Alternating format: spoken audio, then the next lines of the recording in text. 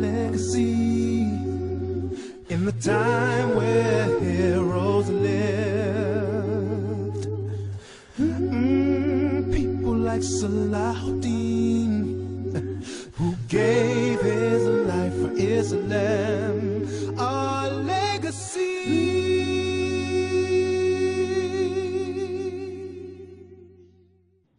Assalamu alaikum wa rahmatullahi wa barakatuh. All praise belongs to Allah, and may His peace and blessings be upon the Prophet Muhammad sallallahu alaihi wasallam.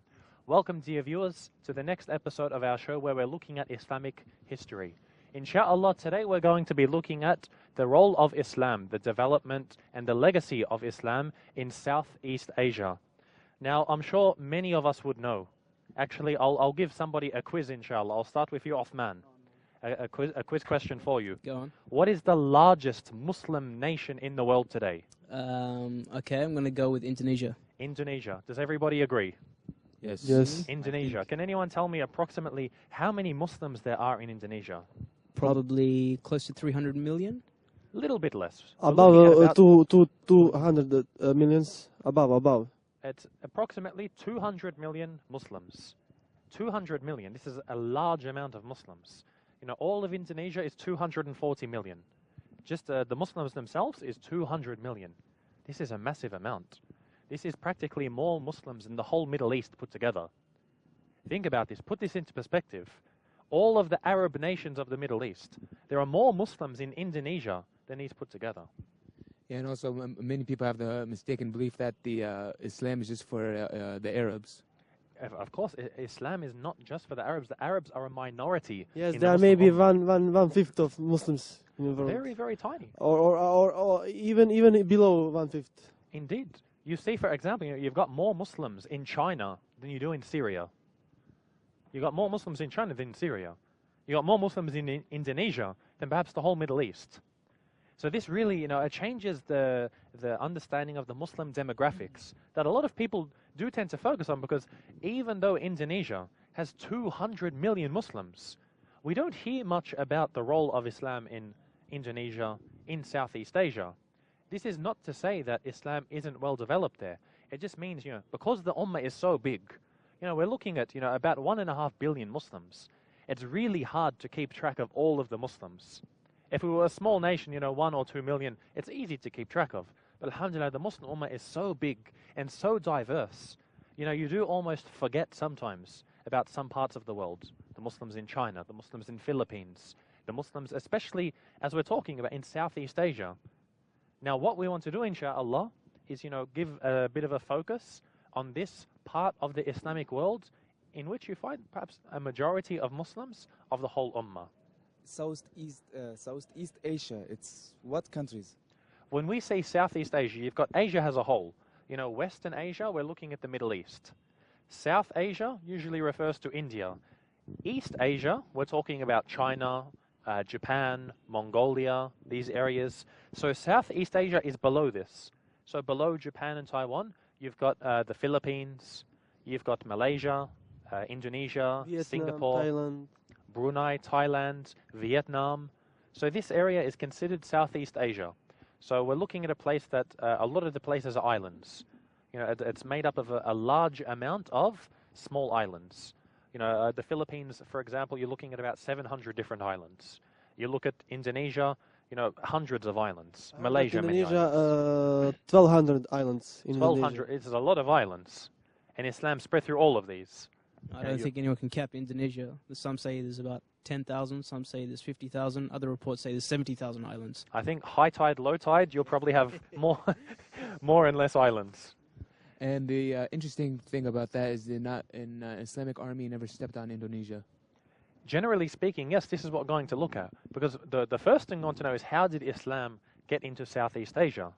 Now, normally, we know, for example, in Indonesia and Malaysia, Islam is, it's not new, but it's rather recent, in the frame of whole history. However, the first Muslims to enter Southeast Asia were at the time of the Sahaba. The first Muslims in Southeast Asia were at the time of the Sahaba. Do you know what Sahaba was? You had, for example, even though this is not Southeast Asia, you had Sa'ad ibn Abi Waqqas, radiallahu anhu. He actually went to China. So Sa'ad ibn Abi Waqqas, he was sent as an envoy to China. China, from Mecca to China. From Mecca to China. And Wow. another envoy was sent, though we don't know who he was, to Vietnam. So even if he wasn't a Sahabi, it was at the time of the Sahaba. He would have been one of the Tabi'een, for example. He was sent to Vietnam from from Mecca, all the way through the Silk Road route to Vietnam. This is in Southeast Asia. Meaning For from 20 years or so, Yeah. from the Mecca, Medina to China and Southeast Asia. you see how quick Islam spreads. You know, of course, they didn't, convert everybody in the path, but you see how sincere the Muslims were in traveling to spread the da'wah and to, have relations with the Islamic State. So you see that Islam was actually present in Vietnam before many Arab countries. Before Egypt, before Syria. Whether or not Muslims, would have reached Egypt, it would have been around the same time. But once we're going to, for example, Morocco and, some of the outer countries, no doubt you had Muslims, in Vietnam around the same time. You had Muslim Chinese. Inshallah, we're going to talk about China a little bit more in one of the other episodes. You had Muslim Chinese before you had a lot of Muslim Arabs. I've got a Chinese friend in Melbourne, and, he's ethnic Chinese. So usually when people see him, they say to him, when did you embrace Islam? When did you become Muslim? And he starts laughing. And he says, my ancestors embraced Islam at the time of the Sahaba. How about your ancestors? And this is sometimes the misunderstanding that we have, that, Islam is something new in Eastern Asia. It's new in China, really. It's been established for a very long cut time. you off, but I also think this is a bad thing because we're not doing enough to learn about where we actually come from. Of course.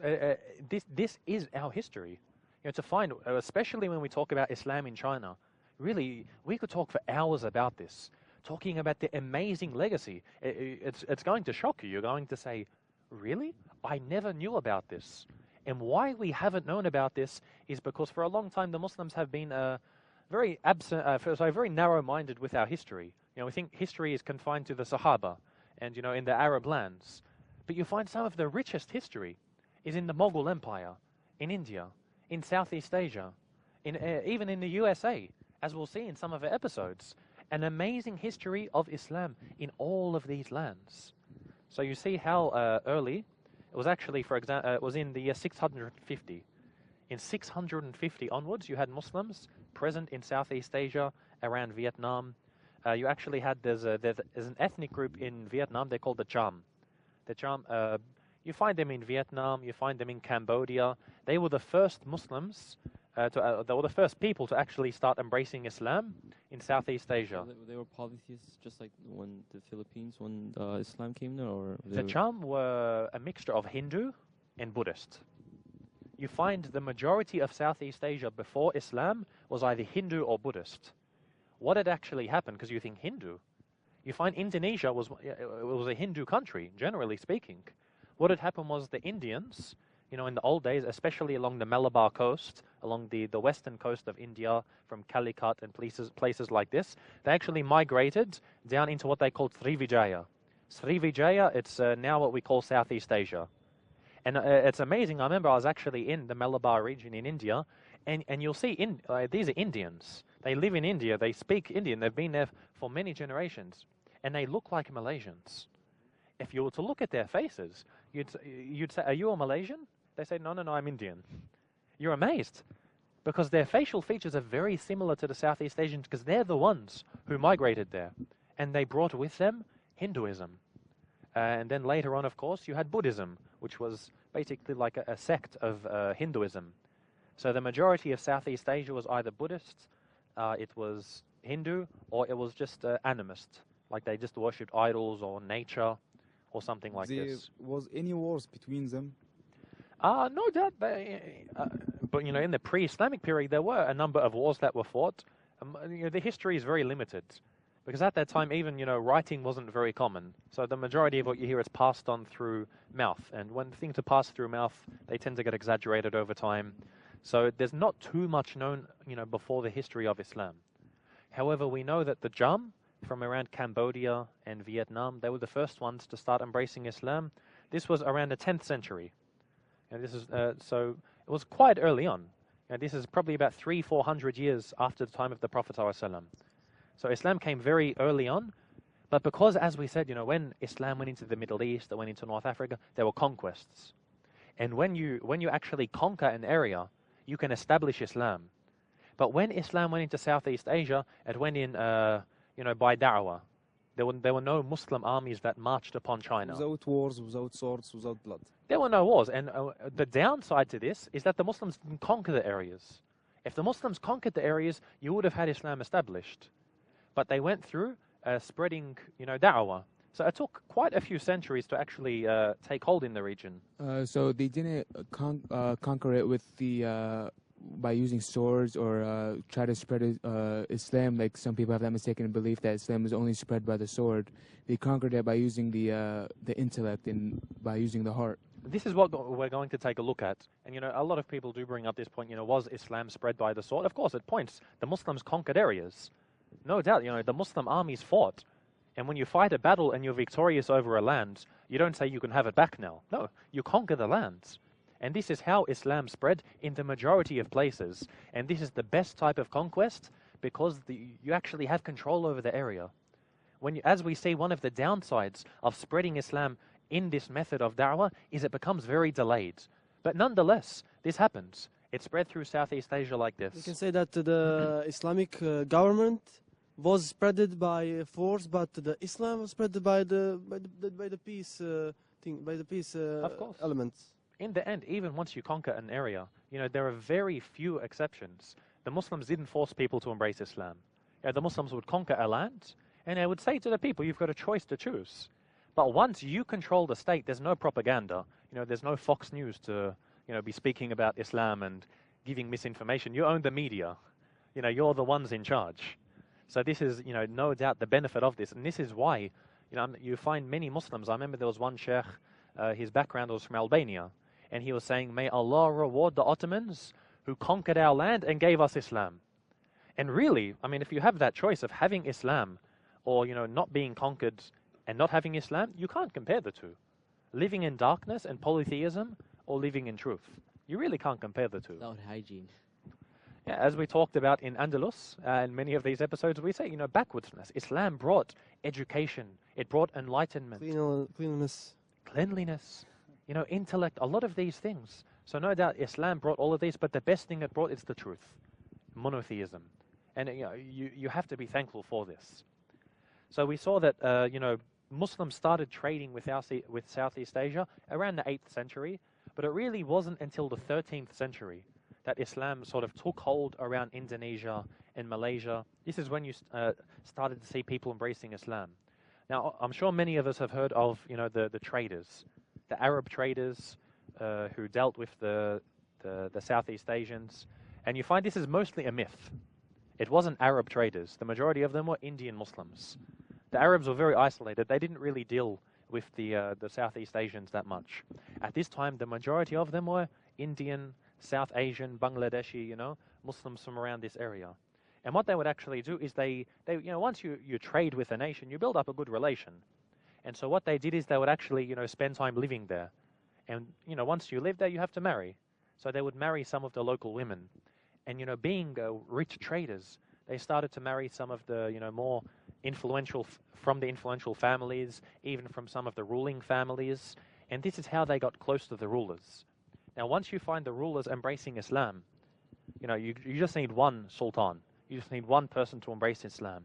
And then he's going to say, everyone is welcome in our land to give da'wah to the people. Or he might even give a mandate. I'm a Muslim now, so you're all Muslims too.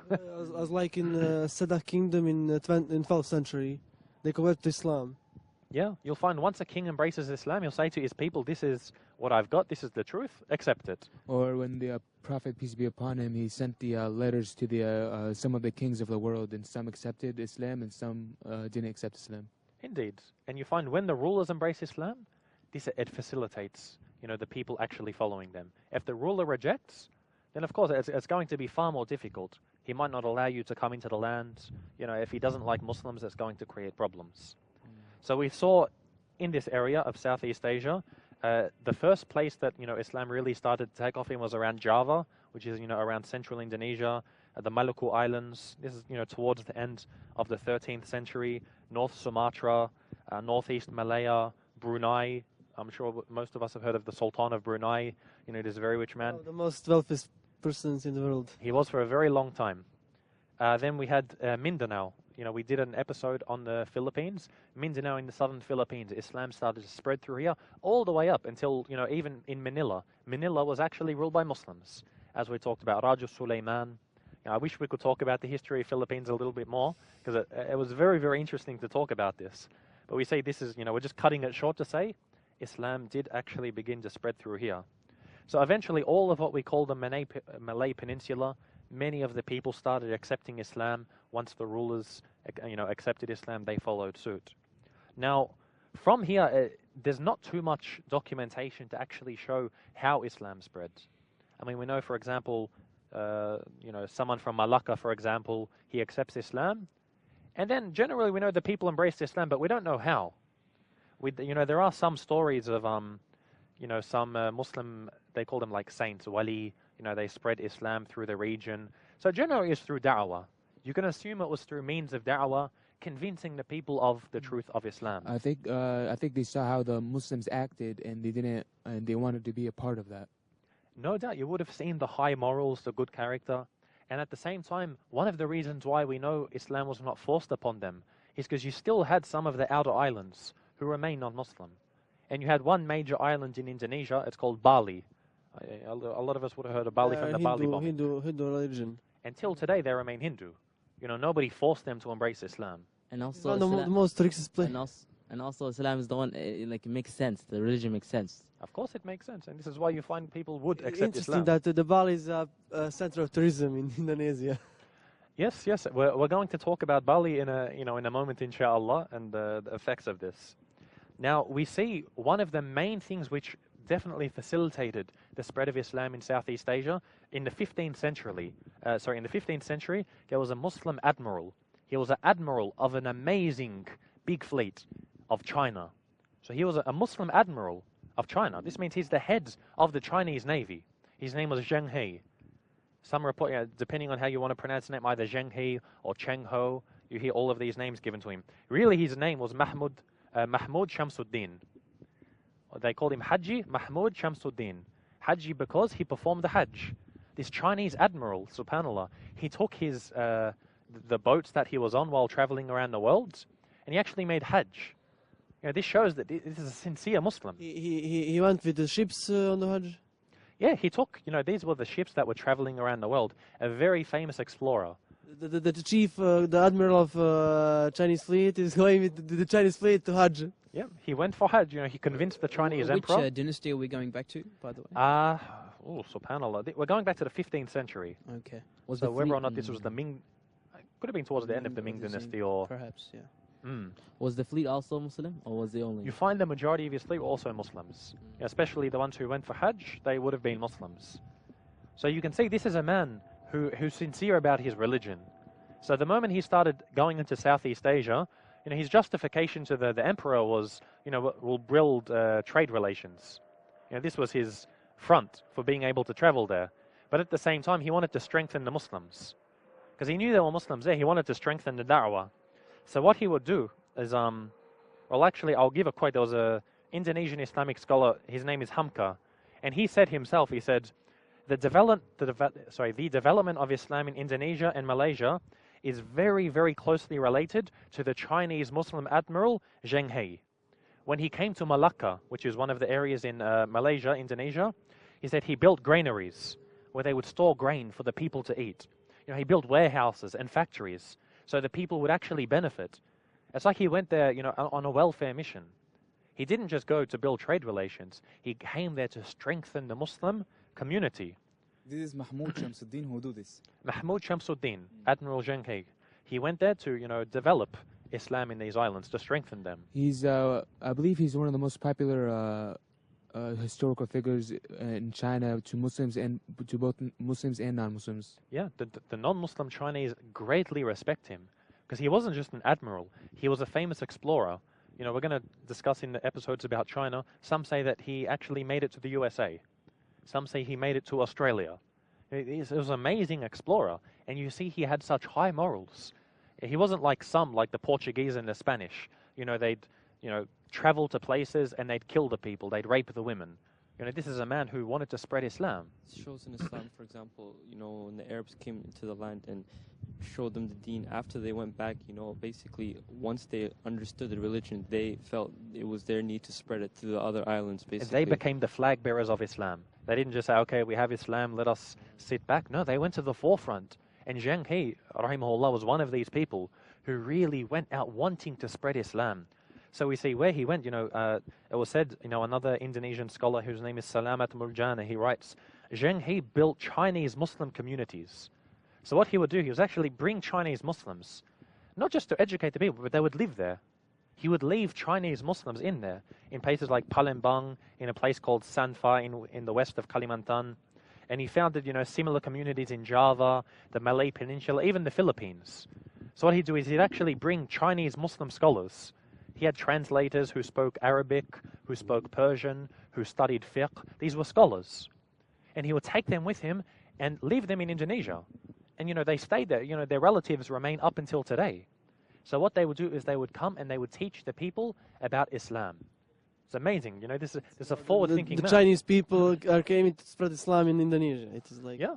And this is, it becomes rather ironic later on because of the view that, some of the Malays had towards the Chinese. When the Chinese, especially under Zheng He, they were responsible for the spread and consolidation of Islam in Indonesia and, the Malaysian Peninsula. So basically, even though Indonesia is much more recognized as a bigger Muslim country, it was actually the Chinese who brought it basically to them. The Chinese were the ones who really strengthened it. Islam came from the Indians. Maybe there were a few Arabs here and there, but the majority was from the Indians. The rest was from the Chinese. So he said this is how Islam was actually spread through this region. And the Emperor of China, he do nothing about it? The Emperor of China supported them. The Emperor of China... Maybe he was Muslim? No, there unfortunately weren't any Chinese Muslim emperors, but you find there was one, who we're going to talk about in the episode about China, who was very sympathetic towards Islam. If you were to read the things that he wrote, you're going to say, this man's a Muslim. They really respected the Muslims, at least because of trade. Because the Muslims, they were in the center of the world. If you wanted to trade between Europe and China, you had the Muslims in the middle. They were in a prime position. The Silk Road, it is a true Muslim land. Yeah. So this, at least because of trade, but also because of the respect and understanding they had of Islam. Now you see, there's a famous group of people who are well known throughout Indonesia. They're called the Wali Songa. Wali Songa, it means the 9 Wali. Wali, it means you can translate as like a saint or a pious person who does many of these pious things. And they became known as some of the standard bearers of Islam. We're going to stop for a short break, inshallah. We'll leave it at the Wali Songa, who we're going to speak about in a moment, inshallah. And we're going to tell a little bit more about the spread of Islam in Southeast Asia and then the rest of the history of this region. So dear viewers, stay tuned. We'll be back with you in a very short moment. Our legacy.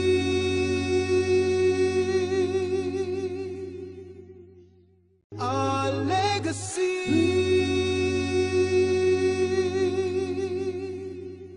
Assalamu alaikum wa rahmatullahi wa barakatuh. Welcome back, viewers. We're here looking at Islamic history with a focus on the history of Islam in Southeast Asia. So as we're talking about the use of the Chinese Muslims in consolidating the spread of Islam in Southeast Asia.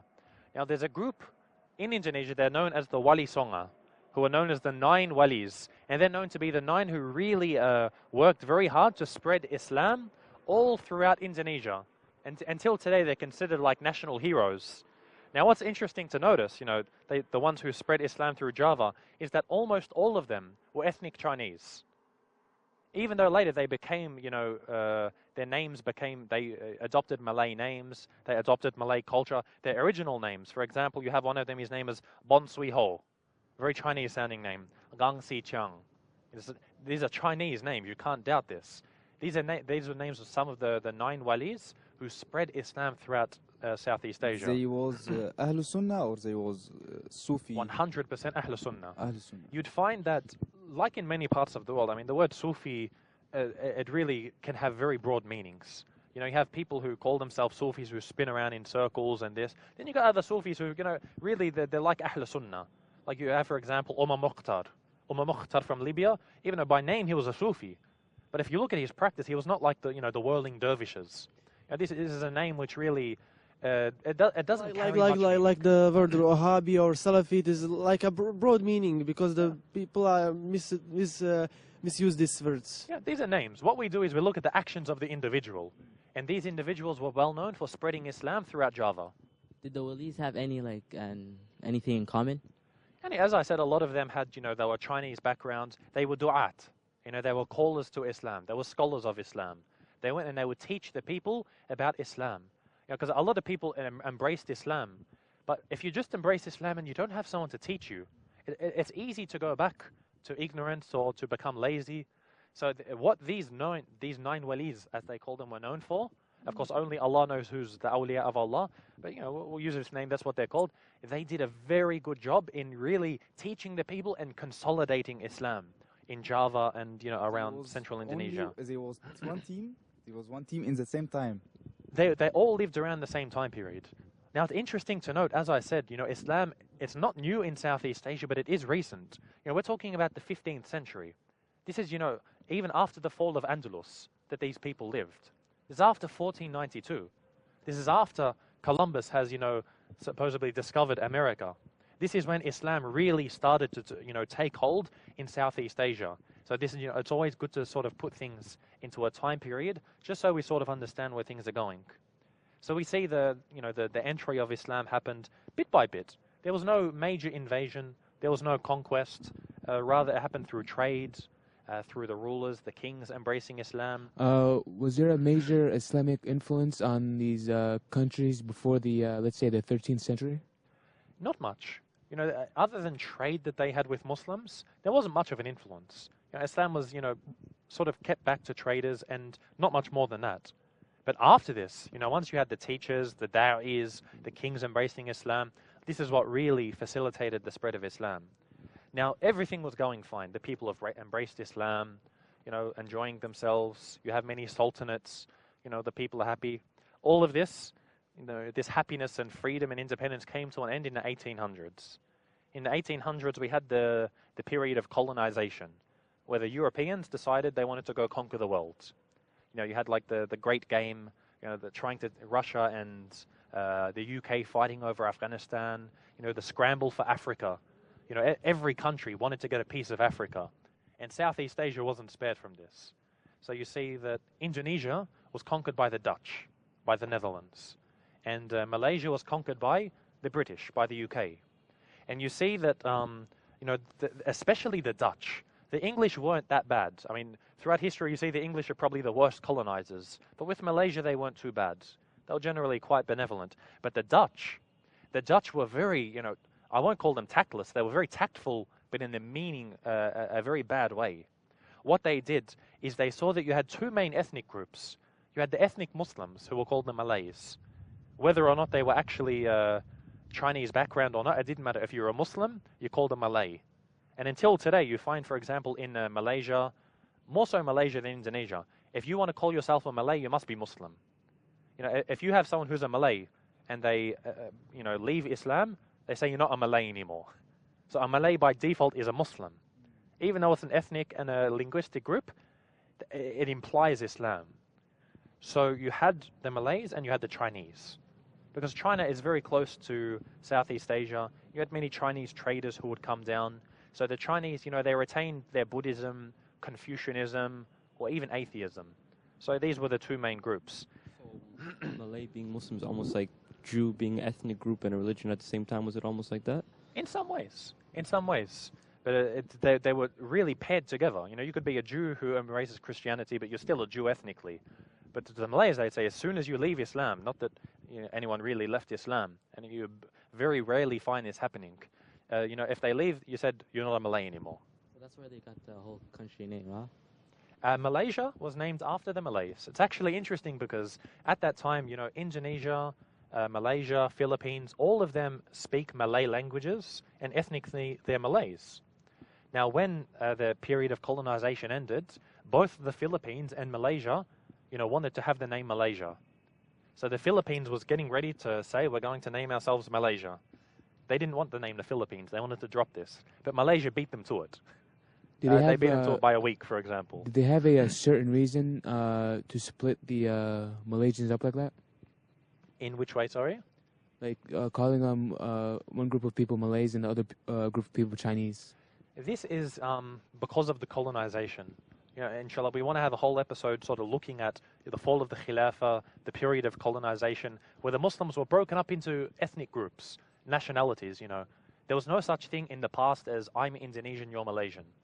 There's no such thing as this. You're Muslim or you're not Muslim. As we can see that because of colonization, the Muslims in Southeast Asia are divided in countries. Because of Dutch, they are Indonesia. Because of Spanish, they are in the Philippines. Because of British, they are in Malaysia. They are all divided because of colonization. Yeah, and we know divide and conquer. If you divide them, it's easy to conquer them. And there was no resistance from Muslims in this time when Dutch In the period of colonization, no doubt there was resistance. I mean, in the beginning, you've got these, foreigners who are coming with cannons and guns and all of these things. They sort of said, we can't fight against these people. Let's try to sign peace treaties. Eventually, the Dutch took over. You had what they called the Dutch East Indies Company.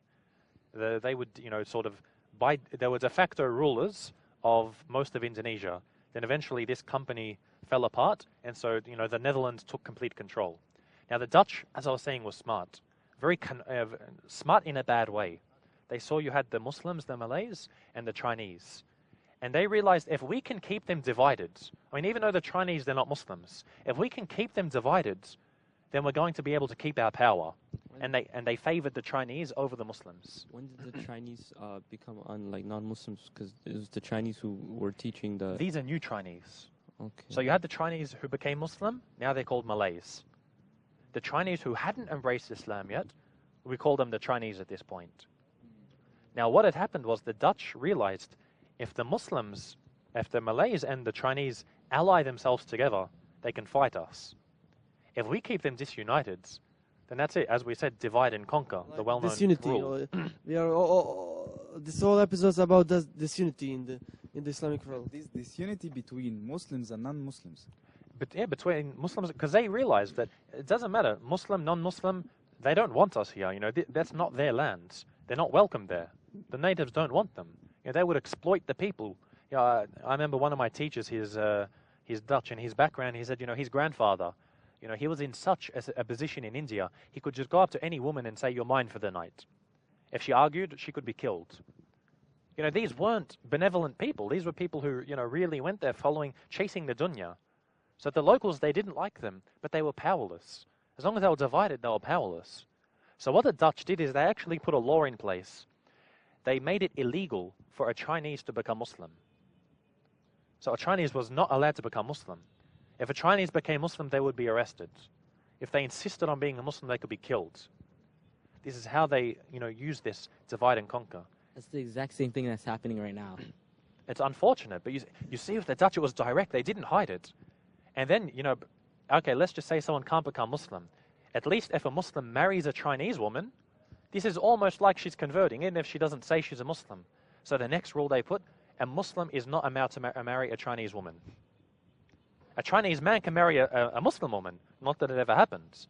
But a Muslim man is not allowed to marry a Chinese woman. They feared because of influence of Islam, they feared Islam as...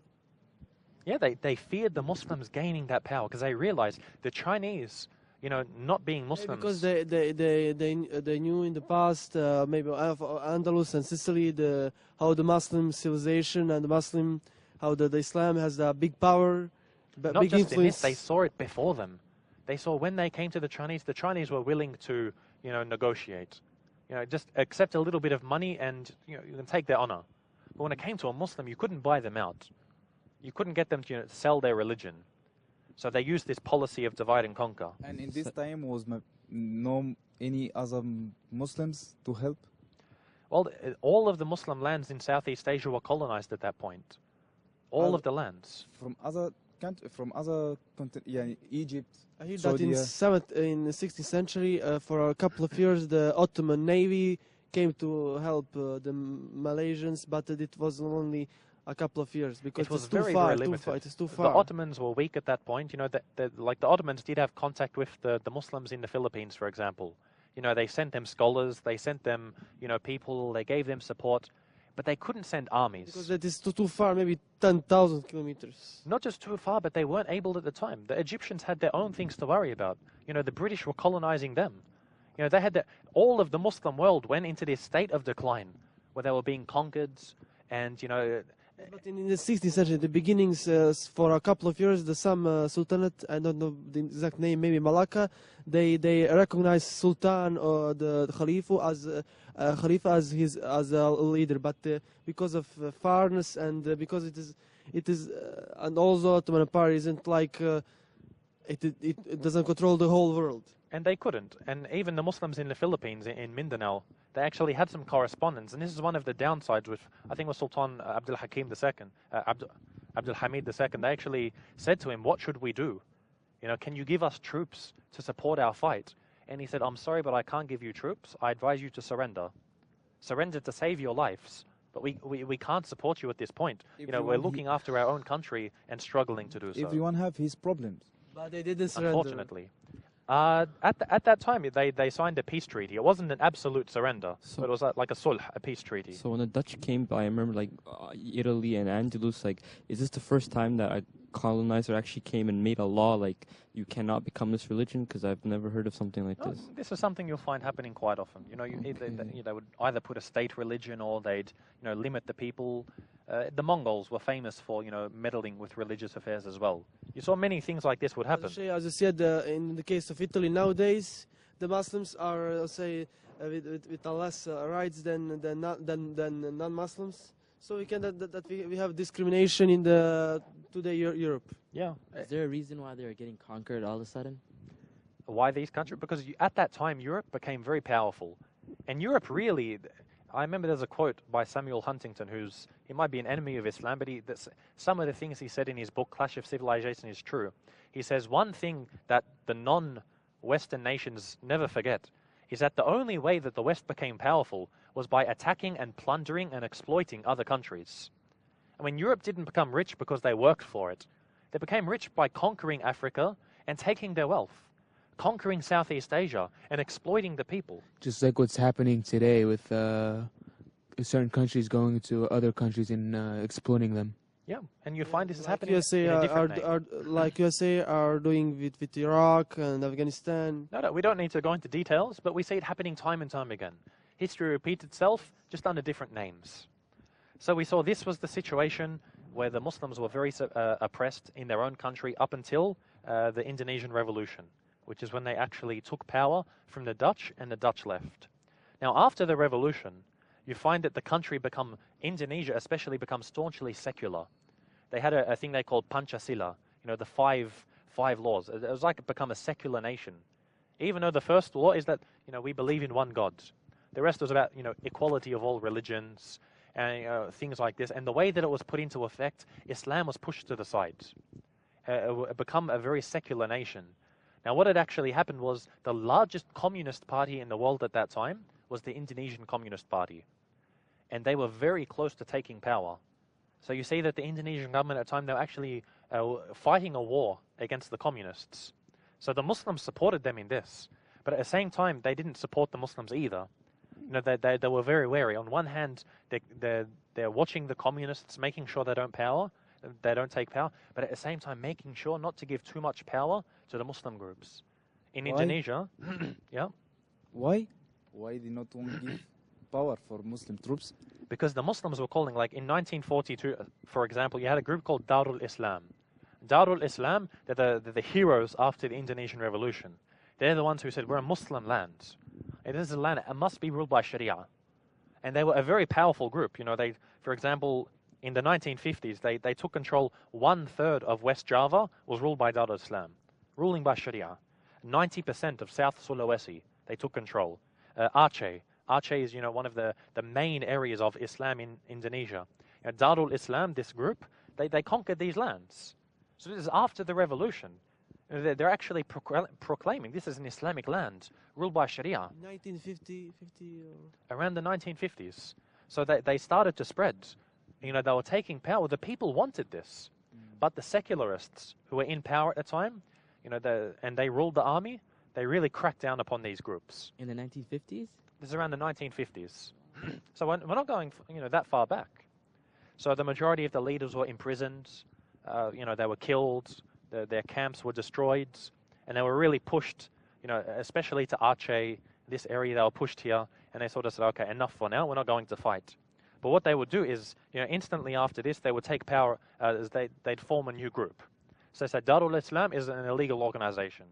So one of the groups they came up with, it's quite a fanciful name. They call themselves Commando Jihad. The enemy of Islam, they're looking at their past too. Of Because course. if Islam comes back with the Sharia and all that, they're gonna gain the power again. Of course, they know the Muslims can take power. And I'll tell you, there's one sheikh who I love very much. He was a student of Sheikh Al-Albani and Sheikh Ibn Uthaymeen, rahimahullah. And he said, if the Muslims paid the same attention to Southeast Asia and Mindanao, the southern Philippines, that they did to Palestine or Chechnya or any of these countries, we would have the Khilafah today. Today we'd have the Khilafah. And this is unfortunate that every Muslim knows about Palestine. We know about Chechnya. But who knows about Mindanao? Who knows about the situation of the Muslims in Southeast Asia? If we paid the same effort, inshallah, and this is speculation, it's coming from a learned man, we could have the Khilafah today. But we do nothing for Palestine or Shishan. Maybe we do dua, and maybe sometime we do, and other time we forget. At least the minimum, therefore, that we can do for the Muslims in Southeast Asia is make dua for them. If we're going to make dua for Palestine, then we must make dua for the Muslims in Mindanao, who have been fighting for 490 years. The lack of the lack of knowledge. It's a lack of awareness, and that's what we want to do. This is the point of this program, to inform the people about the Muslim Ummah. This is your Ummah. And also, as Muslims in Uyghur, in China also, they are oppressed. We're going, definitely, once we look on China, we're going to go into details about them. These are the corners of the Islamic world that are largely forgotten, but a rich history. And this is actually the bulk of the Muslim world. This is probably the largest Muslim population in Southeast Asia. And as you can see, they wanted Islam. It's going back to the 1950s, calling for Islam in Indonesia. So, once Darul Islam was outlawed, you had Commando Jihad. Once Commando Jihad was outlawed, you had Jama'ah Islamiyah. Abu Bakr Bashir and Abdullah Sunqar, for example, they founded this group, Jama'ah Islamiyah. And their aim is to, form a caliphate, a khilafah, uniting all of the Muslim lands in Southeast Asia. So this movement is strong. You find support from the people. You go to Mindanao, you find people, calling for Sharia in the lands. This is what they want. But the leaders of these Muslim countries, they don't want Islam because they want to chase after the Western interests. Is that correct? It could be the Western interests. It could be, I remember speaking with one of the possible candidates for the presidency of Malaysia, and I was speaking with him, and I was saying, really, you're a Muslim. What's stopping you from wanting to implement Islam in Southeast Asia, in Malaysia, in Sharia? And he said, ultimately, his justification was, he says, look, we've got a lot of Chinese in the land, we've got a lot of pressure, we can't do it straight away. Or in other words, we don't want. If we were sincere, we'd do it. Anyway, this is the situation that we're looking at after the period of colonization. Some parts of Malaysia, they have maybe some about Sharia, in some countries. Malaysia, we're going to look at after the break, inshallah. So we're going to go to a very short break, inshallah. So dear viewers, stay tuned, and we'll be back with you, inshallah, after a short moment. Our legacy.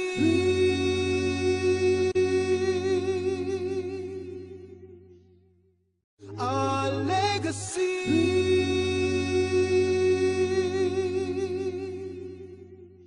Assalamu alaikum wa rahmatullahi wa barakatuh. Welcome back to your viewers. We're here looking at the history of Islam with a focus on Southeast Asia. So we've seen how Indonesia ended up in the period after colonization. Now taking a look at Malaysia, a very quick look at Malaysia. We see that Malaysia has been less violent. You haven't had groups like Commando Jihad and all of these, but you've had political groups. This is one of the mainstays of Malaysian politics. For example, you have a group who's known as PAS. PAS is an acronym for the Pan-Malaysian Islamic Party. And may Allah strengthen them and grant them victory. You find that they're calling for Sharia in Malaysia. They're probably the second biggest political group. They're an amazing organization. They've, took control in many of the regions. In Terengganu, they had control where they were trying to implement Islamic law. Which is the biggest, the secular party? The secular party, unfortunately. groups like that being outlawed like they are in Indonesia? No, no, no. PAS is an official organization. They actually, as I said, they control Terengganu, Kelantan, Kedah. Because I most heard of that the in some northern parts region. they have a Sharia. In some parts of Malaysia. Some Malaysia. aspects of Sharia. How You know, come? Sorry, but basically in Indonesia there's a higher percentage of Muslims than Malaysia, right? So how come, like basically in Malaysia they basically are not outlawed, but there's more Muslims in Indonesia, but they're having like a harder time. one of the reasons I was saying in Indonesia, it was very violent. You know, you had people fighting against the government saying they want Sharia. However, in Malaysia, they took a political road. Now, I'm not saying that, you know, one is better than the other, but you see in the situation of Malaysia, it's been far better for them. So they haven't been outlawed. You know, they go through politics in a peaceful means. Terengganu, you know, they wanted to put hudud laws in place. You know, this was eventually stopped. But PAS as a party, the Pan-Malaysian Islamic Party, doing a very, very good job, you know, working for Sharia in Malaysia. And we hope, you know, that Allah grants them victory. I just have a look. Why are people so scared of Sharia law? The majority of Muslims are not afraid of this. The majority of Muslims want to rule by Allah's law. You know, Sharia means that you pray 5 times a day. It means that you abstain from the haram. You do what is halal. Unfortunately, more a person that you are, and the Sharia punishments are maybe the best punishment, the quicker and. People always focus on the punishments, and as I say, in reality, the places which actually have these punishments, you find, you know, there's less crime when you couple Islam with, you know, the Sharia law and you know, telling people, you know, if you rape someone, you lose your neck. You know, someone's gonna think 10 times before raping. This is why one of the reasons why you find major crimes like this are far lower in Muslim countries that, you know, implement Sharia law. Now we see Singapore. Singapore actually used to be a city in Malaysia. Now, unfortunately, it was one of the cities that, you know, became conquered by the Chinese. The Chinese migrated to Singapore en masse until it got to the point where they actually seceded. You know, there was a lot of tension between Malaysia and Singapore, so Singapore became a separate nation, which is now, it's ruled by the Chinese. In the federation in maybe a couple of years. Yeah. And not Muslim nation. The majority are not Muslim, and the Muslims in Singapore are suffering, even though they're in the, you know, the most Muslim part of the world, right next to Malaysia. Because they're ruled by the Chinese non-Muslims, Islam is very suppressed, unfortunately, in Singapore. Nowadays suppressed. It's suppressed very much. You'll hear Muslims from Singapore making hijrah, you know, going to different countries because they don't have rights in Singapore. So this is very unfortunate. For the in southern Philippines and Singapore, like there's basically Indonesia and Malaysia. Maybe like a higher percentage should do hijrah, like you said, to the neighboring Muslim countries, if that's possible. Like what I would, you know, especially if you're in Malaysia, you don't need to make hijrah, but you need to work for Islam. To go to Malaysia or Indonesia from Singapore and like southern Philippines. No, I would say no doubt. Yani for Philippines, you know, this is a separate case. The people should continue their resistance there. But what we as Muslims should do is consider this. You know, especially Western Muslims. You know, say I want to make hijrah for the sake of Allah. And once you've considered this, you know, don't go to a place, you know, like the Khalij that doesn't want you there. Go to Indonesia. Go to Malaysia where the Muslims need you. You know, they can speak English. You know, it's a very peaceful, safe environment, and you can benefit Islam there. These are things the Muslims should start thinking about, how we can involve ourselves, you know, with Southeast Definitely Asia. the case. I think we should accumulate whatever we've learnt in wherever we've studied, etc., and just go back to whatever community where we can, you know, be of beneficial Definitely, use, inshallah. and, you know, give back to the community there. Inshallah. Definitely, inshallah. Now, we find as well, you know, just briefly looking, for example, Thailand. Thailand is another Southeast Asian nation where you do have Muslims, especially in the south, in a region called Patani. It's just north of the Malaysian border. You find that they've been fighting with the government for a long time for, you know, recognition. They're saying, you know, we want our rights. And they've been fighting with the government for a long time. And I remember there was one interesting story where the Thai government, because again, they're looking at our history, they know when the Muslims failed. It's when we chased the dunya. So rather than sending an army at a certain point to fight the Muslims, you know what they did? They gave every single Muslim satellite access to English Premier League soccer. So every Muslim would be wasting their time chasing the dunya, worrying about, you know, Beckham scoring a goal rather than worrying about studying Islam. It's unfortunate, and you find that, you know, we'll probably wind up with this, inshallah. The biggest wake-up call, not just for Southeast Asia, but perhaps the Muslim world in our lifetime. It happened on December 26, one day after Christmas. This was the Boxing Day tsunami. This is an amazing event. I'm going to tell you a story about this, inshallah. There was one sheikh from Australia. He actually visited Indonesia, you know, Aceh, Lok Samoy, after the tsunami. We remember this tsunami was so big, it killed Muslims all the way from Indonesia to Sri Lanka to Somalia. It covered the whole, you know, Atlantic Ocean. Imagine it killing Muslims in Somalia as well as Indonesia. This is amazing. Now this sheikh, he arrived there, and he actually, when he first arrived, he found a book on the grounds. And as soon as he got out of his car, he found his book, and he opened up the book. And he saw it, mashallah, it's got, writing was by a young Muslim girl. She was young, about 13 years old. And she had written ayat of Quran, hadith that she's trying to memorize, all of these things. And she was saying, you know, I want to be a good Muslim. And subhanAllah, you see that this girl had a love for Islam. This was her personal book that she kept close to her heart. And he got to the end of the book, and subhanAllah, she made a dua. She said, I want to die as a shaheeda.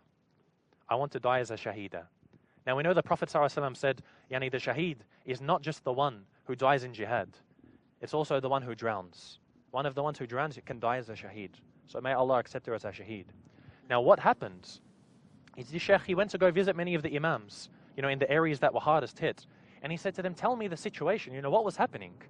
And remember, the tsunami came on Boxing Day, December 26, the day after Christmas.